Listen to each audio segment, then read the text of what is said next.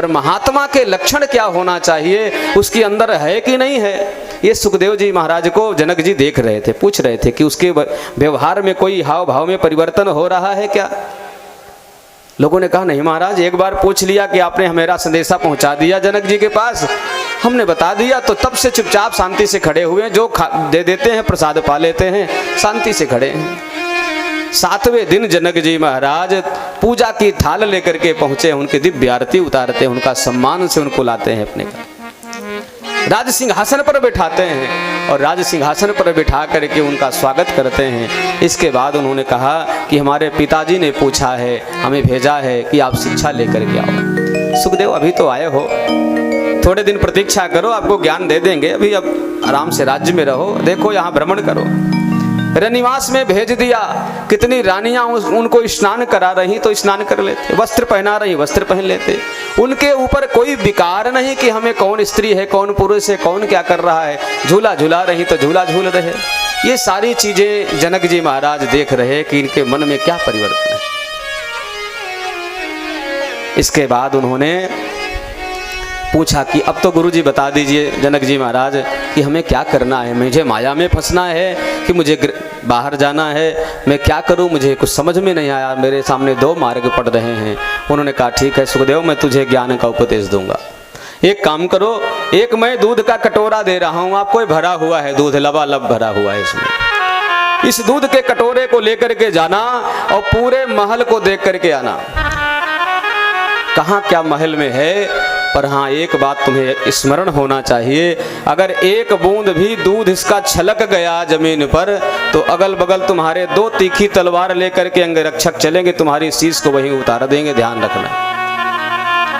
अब सुखदेव जी महाराज हाथ में कटोरा लिया दूध का और इसके बाद धीरे धीरे धीरे धीरे पूरे महल की परिक्रमा लगा रहे, ध्यान दे रहे। एक कक्ष में जा रहे, फिर चारों तरफ देखते, फिर धीरे देखते गिरा तो नहीं, आगे बढ़ते, करते करते पूरा महल को भ्रमण करके देख करके आए और जनक जी को दे दिया, लो महाराज आपका कटोरा।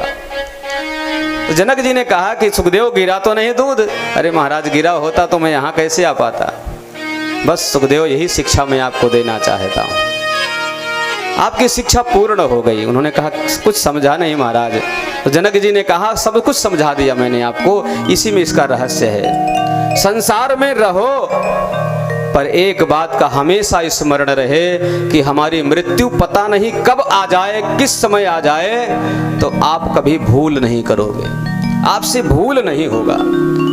हंसते फिरते उठते बैठते चलते पता नहीं कब हमारा अंत हो जाए, तो आपसे अपराध होगा नहीं, आपसे भूल नहीं होगी।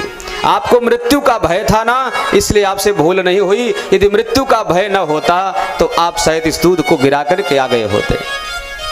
संसार में रहो कैसे भी रहो, पर कोई जीवन में ऐसा अपराध मत करना, कोई भूल मत करना। मृत्यु का हर क्षण स्मरण रहे कि ऐसा पता नहीं मैं किस समय कोई काम कर बैठूं, मेरी मृत्यु ना आ जाए।